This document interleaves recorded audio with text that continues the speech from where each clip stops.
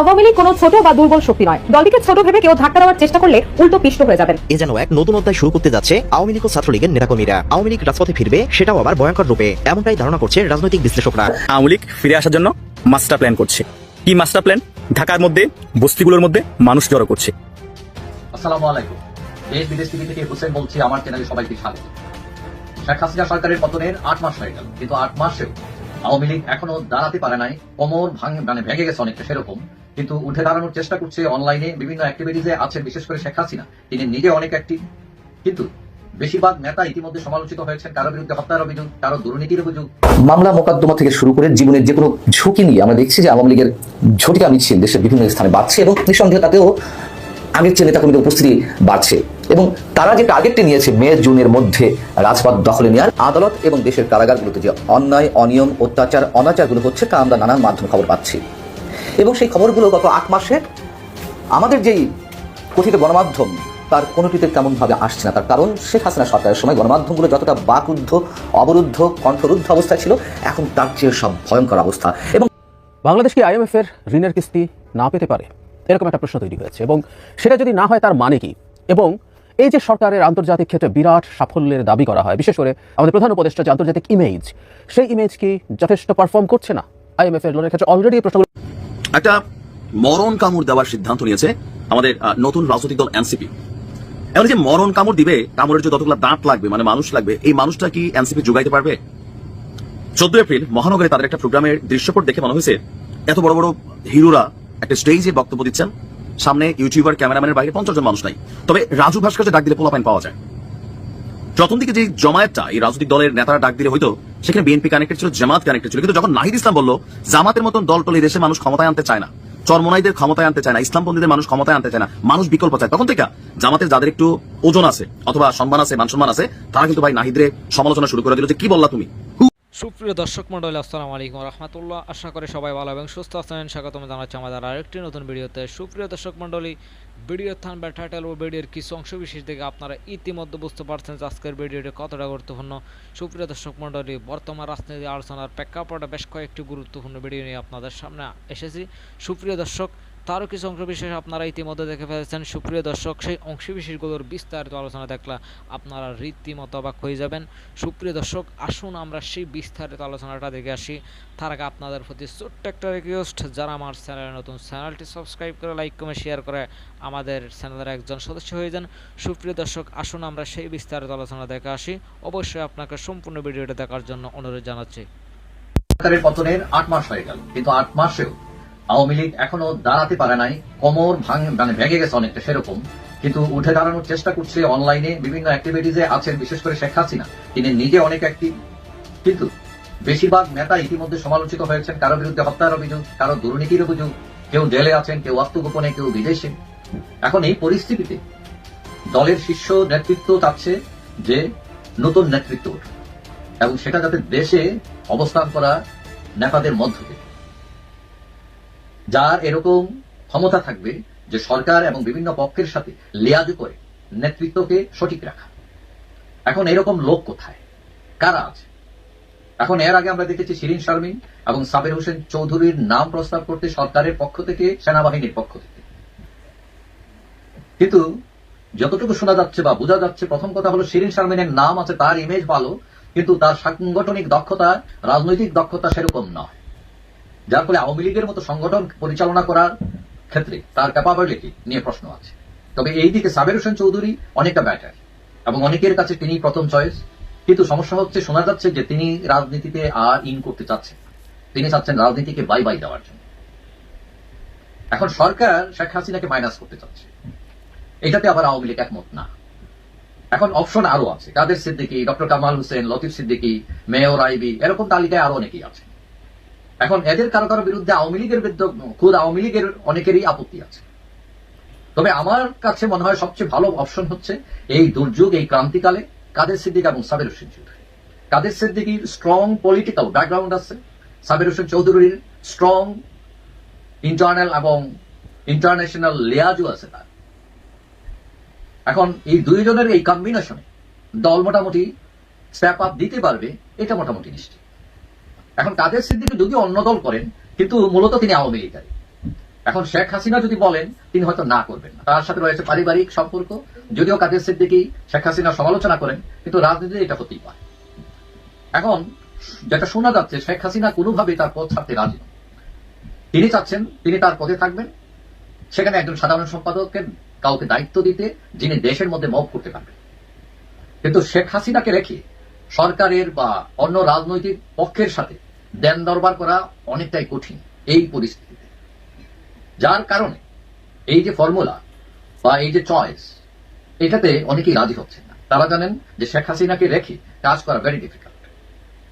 এখন মিড লেভেলের নেতাদেরও ক্ষুধা হচ্ছে এখন আওয়ামী লীগে, বিশেষ করে যারা প্রাক্তন ছাত্রলীগ নেতা ছিলেন, যারা বিভিন্ন কারণে ইনঅ্যাক্টিভ ছিলেন, যাদের মধ্যে গুসা, রাগ ছিল, অভিমান ছিল, তাদেরকে আবার এনে ফিট করা যায় কিনা এটাও চেষ্টা করা হচ্ছে। এখন কথা হচ্ছে যে কারো নামে মিডিয়ায় যদি কোনো কথা আসে তাহলে মানে মামলা হয়ে যায়, শুনানি হয়রানি শুরু হয়ে যায়। এই ক্ষেত্রে সমঝোতার বিরুদ্ধে মানে সমঝোতা করে মানে রাজনীতি করার মানে কোনো বিকল্প নাই। তো এখন সবাই এটাই খুঁজতেছে যে কাউকে খুঁজে বের করা যাতে আওয়ামী লীগ দাঁড়াতে পারে। ইদানিং সকল মিডিয়ায়, ফেসবুক, ইউটিউব এবং বিভিন্ন যত সোশ্যাল মিডিয়া আছে সকল জায়গায় একটি নিউজ ছড়িয়ে পড়েছে যে আওয়ামী লীগ ফিরে আসার জন্য মাস্টার প্ল্যান করছে। কি মাস্টার প্ল্যান? ঢাকার মধ্যে বস্তিগুলোর মধ্যে মানুষ জড়ো করছে। আবার অনেকে তো বলতেছে সুন্নিদের ভিতরে থেকেই আওয়ামী লীগ ঢাকা দখলে পায়তারা করতেছে। ব্যাপারগুলো কি পরিমাণে হাস্যকর সেটা আপনারা যখন নিউজগুলো দেখেন, ভিডিওগুলো দেখেন, তখনই বুঝতে পারেন। আওয়ামী লীগ কি এতই দুর্বল সংগঠন হয়ে গিয়েছে বস্তির মধ্যে লুকিয়ে থাকবে ঢাকা দখল করার জন্য? শুধু ঢাকার মধ্যেই তো আওয়ামী লীগের যে সমর্থন আছে তা দিয়েই তো ঢাকা দখল করা যায়। হয়তোবা তারা এখন পালাতক কোণঠাসা অবস্থায় আছে। আর ঢাকার বাইরের গুলা ঢাকায় গেলে কি বস্তিতে থাকতে হবে? এটাও আমাদের বিশ্বাস করতে হবে। এতই অবস্থা খারাপ হয়ে গিয়েছে যে বস্তিতে থেকে ঢাকা দখল করা লাগবে। এগুলা বলার মানেটা কি? এগুলা বলার মানেটা হচ্ছে আওয়ামী লীগকে নিচু করানো এবং আওয়ামী লীগের সমর্থক যারা আছে তাদেরকে ছোট করে দেখা। আওয়ামী লীগ কখনো কারো লুঙ্গির তলা থেকে রাজনীতি করে নাই। বাংলাদেশের যতগুলো দল আছে কেউ না কেউ আওয়ামী লীগের লুঙ্গির তলা থেকে রাজনীতি করেছে, শুধু একমাত্র বড় দল বিএনপি ছাড়া। আর কে করে নাই? আর আওয়ামী লীগকে এখন লুঙ্গির তলে থাকা দলের মতো করে চিন্তা করলে হবে ভাই? আওয়ামী লীগ বাংলাদেশের জন্ম দিয়েছে। আওয়ামী লীগ কিভাবে রাজনীতি করতে হবে সেটা বাংলাদেশের মানুষকে শিখিয়েছে। আর সে আওয়ামী লীগ বস্তিতে লুকিয়ে থেকে ঢাকা দখলের পায়তারা করতেছে। এসব ফাউ নিউজ, ফাউ টপিক তোমরা পাও কোথায়? তোমাদের এসব নিউজ আর বেশি দিন টিকবে না। তোমাদের এইসব প্রচারণা বুমেরাং হয়ে যাবে। জনগণ এখন অনেক সচেতন হয়ে গিয়েছে। তোমরা যেসব কথা বলো, যেসব গুলা মিডিয়াতে প্রপাগান্ডা ছড়াও, জনগণ সকল কিছু মার্ক করছে যে আসলে কোনটা কি। আওয়ামী লীগ ঢাকা দখল যেদিন করবে সেদিন বুঝতে পারবা আওয়ামী লীগ কি জিনিস। তরুণ প্রজন্মের যারা তোমাদের দোসর আছে তারাও বুঝতে পারবে। তারা আওয়ামী লীগের দুঃসময়ের আন্দোলন দেখে নাই, সেই কারণে মনে করছে কিছু টোকাই দিয়ে, বস্তি দিয়ে আওয়ামী লীগ ঢাকা দখল করবে। এত খারাপ সময় আসে নাই যে আওয়ামী লীগ টোকাই বস্তি দিয়ে ঢাকা দখল করতে হবে। আওয়ামী লীগের একটা রিজার্ভ ফোর্স আছে, সেই রিজার্ভ ফোর্স এখনো মাঠে স্ট্রংলি নামে নাই। তারা যদি মাঠে স্ট্রংলি মাথায় কাফনের কাপড় পরে নেমে যায়, এসব বস্তিতে লুকানো সুন্নিদের লুঙ্গির তলা থাকা এসব কথা তো কোথায় দূরে হারিয়ে যাবে, আর তোমরাও পালানোর পথ পাবা না। তাই এসব অবাস্তব কথাবার্তা বলার কোনো মানে হয় না। আওয়ামী লীগ বড় দল, অবশ্যই ফিরে আসার জন্য মাস্টার প্ল্যান করছে, অবশ্যই করবে। কে ফিরে আসার জন্য মাস্টার প্ল্যান করে না? কোন দল করে না? সকল দল অবশ্যই করে। রাজনীতি করতে হলে মাস্টার প্ল্যান নিয়ে এগোতে হবে। মাস্টার প্ল্যান ছাড়া রাজনীতি হয় না। কথা বুঝো নাই? সামনে অবশ্যই কথাগুলো বুঝবা। উক্তি এবং যুক্তি দিয়ে রাজনীতি হয় না, রাজনীতি হয় মাস্টার প্ল্যান দিয়ে। যতই ভালো মাস্টার প্ল্যান করা হবে ততই দল সংগঠিত হবে, ততই দল আগের থেকে বেশি শক্তি নিয়ে ফিরে আসবে। আর আওয়ামী লীগের মতো দলের মাস্টার প্ল্যান যদি তোমরা বুঝে যাও তাহলে সেটা আর মাস্টার প্ল্যান না। আর তোমরা যেভাবে প্রচার করতেছো মনে হচ্ছে আওয়ামী লীগ এটাই প্ল্যান করে রাখছে, এটা হাস্যকর। আওয়ামী লীগ ওই লেভেলের দল না যে আওয়ামী লীগের মাস্টার প্ল্যান তোমরা বুঝে যাবা। দর্শক, আওয়ামী লীগকে ফেরানো নানা রকমের হিসাব নিকাশ চলছে, দেশে বিদেশে নানা রকমের আলোচনা চলছে। কিভাবে আওয়ামী লীগকে ফেরানো যায় সেই হিসাব নিকাশ করতেও অনেকে ব্যস্ত। আওয়ামী লীগের নেতাকর্মীরা কে কোথায় কি বলছেন সেগুলো নিয়ে নানা রকমের ইকুয়েশন সাজানো হচ্ছে। অনেকে বলছেন যে মে জুন মাসে আওয়ামী লীগ দুর্বার আন্দোলন শুরু করার প্ল্যান করছে। আবার অনেকে বলছেন যে আওয়ামী লীগের নেতাদের ঢাকায় বিভিন্ন জায়গায় এসে আত্মগোপনে থাকার পরামর্শ দেওয়া হয়েছে, যেন প্রয়োজনে তারা ঢাকায় বড় ধরনের শোডাউন করতে পারে। এনসিপি যখন নানা রকমের সমালোচনার কবলে পড়েছে, সেই সমালোচনার তোপ সরকারের দিকেও যাচ্ছে, ঠিক সেই সময় এনসিপি অনেক বন্ধু হারাচ্ছে।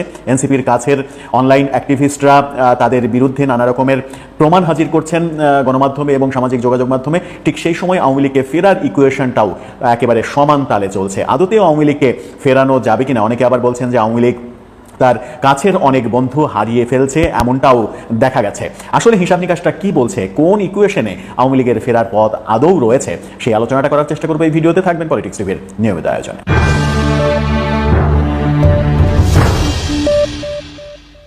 দর্শক, পলিটিক্স টিভির নিয়মিত ভিডিওগুলো এখন থেকে স্পন্সর করছে প্রজাপতি.টিভি, নতুন ওটিটি প্ল্যাটফর্ম। আপনারা চাইলে ইউটিউবে, ফেসবুকে, ইনস্টাগ্রামে, টিকটকে দেখে নিতে পারেন। ডেসক্রিপশন বক্সে লিঙ্ক দেওয়া থাকবে, সেখান থেকেও আপনারা দেখে নিতে পারেন প্রজাপতির কার্যক্রম। চলে যাচ্ছি মূল ভিডিওতে। বলছিলাম আওয়ামী লীগকে ফেরানোর এবং আওয়ামী লীগ ফেরার নানা রকমের ইকুয়েশন নিয়ে আলোচনা হচ্ছে। বিভিন্ন সূত্র বলছে যে আওয়ামী লীগের নেতারা তার কর্মীদের প্রত্যন্ত অঞ্চল থেকে ঢাকায় আসার পরামর্শ দিয়েছেন এবং তারা অনেকে ঢাকায় এসেছেন। এসে বিভিন্ন বস্তি সহ বিভিন্ন জায়গায় তারা আত্মগোপনে থাকছেন, যেন উপরের নির্দেশ আসা মাত্রই তারা শোডাউন করতে পারে। আওয়ামী লীগ মে জুন নাগাদ ঢাকায় বড় ধরনের শোডাউন করার প্ল্যান করছে।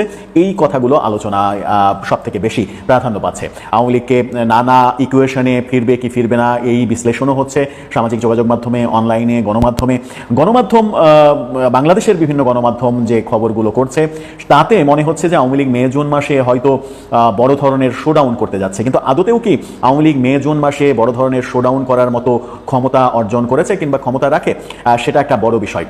আওয়ামী লীগকে ফেরানোর আলোচনাটা অনেক চুপসে যাবার কথা ছিল যখন পাকিস্তান ভারত যুদ্ধের দামামা চলছে, ভারত পাকিস্তানকে নিয়ে সব থেকে বেশি সময় ব্যয় করছে। সেই সময় আওয়ামী লীগ এবং শেখ হাসিনার বিষয়ে খুব একটা মনোযোগ তারা দিতে পারছে না। মনে হচ্ছিল যে আওয়ামী লীগের ব্যাপারে, আওয়ামী লীগের ফেরার বিষয়ে, আওয়ামী লীগের বিভিন্ন ইস্যুতে আলোচনা বোধহয় স্থিমিত হয়ে যাবে। কিন্তু সেই আলোচনা স্থিমিত হয়নি, বরং এনসিপি সহ বিভিন্ন দলের আওয়ামী লীগ নিষিদ্ধ করার একের পর এক মিছিল, সমাবেশ, এগুলো আবার নতুন করে আলোচনা তৈরি করছে যে এরা হঠাৎ করে এত বেশি অ্যাগ্রেসিভ হয়ে গেল কেন। তাহলে কি তাদের কাছে কোনো বার্তা গিয়েছে যে আওয়ামী লীগ সত্যি সত্যি ফিরছে? আওয়ামী লীগ ফেরার পরিকল্পনা তাদের কাছে কি চলে গেছে? আওয়ামী লীগের ব্লু প্রিন্ট কি তাদের হাতে চলে গেছে? সেই কারণেই তারা মিছিল সমাবেশ থেকে বারবার বলছে আওয়ামী লীগকে নিষিদ্ধ করতে হবে। সেই কাজগুলো হচ্ছে। অনলাইনে অনেক গবেষণা হচ্ছে, অনলাইনে অনেক কথাই বলা হচ্ছে। আমরা দুই ধরনের কর্মকাণ্ডই দেখছি। যখন দেখছি যে এনসিপি তার অনলাইন অ্যাক্টিভিস্টের অনেককেই হারিয়ে ফেলছে, এনসিপির সরাসরি সমালোচনা করছেন, এনসিপির বিভিন্ন কর্মকাণ্ড সামাজিক যোগাযোগ মাধ্যমে এবং গণমাধ্যমে তুলে ধরছেন। সেই আল জাজিরার একজন সাংবাদিক, এদিকে আমেরিকা প্রবাসী একজন সাংবাদিক এনসিপি, জামাত ইসলামের বিরুদ্ধে নানা রকমের প্রচারণায় তারা কিন্তু মত্ত হয়ে উঠেছেন। ঠিক সেই সময় অনেকে বলছেন যে এনসিপি যখন বন্ধুহারা হয়ে যাচ্ছে তখন আওয়ামী লীগের ফেরার পথটা সুগম হচ্ছে। আবার উল্টা আলোচনাও রয়েছে, অনেকে আলোচনা করছেন আওয়ামী লীগও বন্ধুহারা হয়ে যাচ্ছে। আওয়ামী লীগের যুক্তরাজ্য প্রবাসী একাধিক অনলাইন অ্যাক্টিভিস্ট এই মুহূর্তে দুদিন আগ পর্যন্ত যারা আওয়ামী লীগের পক্ষে সামাজিক যোগাযোগ মাধ্যম একেবারে গরম করে ফেলেছিলেন, তারা হঠাৎ করে ইউটার্ন নিয়ে আওয়ামী লীগের বিরুদ্ধে অবস্থান করছেন। তেমনি একটা নাম যদি সরাসরি বলি যে মুফাসিল ইসলাম, কিছুদিন আগ পর্যন্ত আমরা দেখছিলাম যে আওয়ামী লীগের পক্ষে এতটাই সরব। সুপ্রিয় দর্শক মণ্ডলী, সম্পূর্ণ ভিডিওটি দেখার জন্য আপনাকে অশেষ ধন্যবাদ। সুপ্রিয় দর্শক মণ্ডলী, আমাদের চ্যানেল নতুন হয়ে থাকলে চ্যানেলটি সাবস্ক্রাইব করে রাখতে পারেন। সুপ্রিয় দর্শক, দেখা হচ্ছে পরবর্তী ভিডিওতে। সুস্থ থাকুন, ভালো থাকুন, আসসালামু আলাইকুম।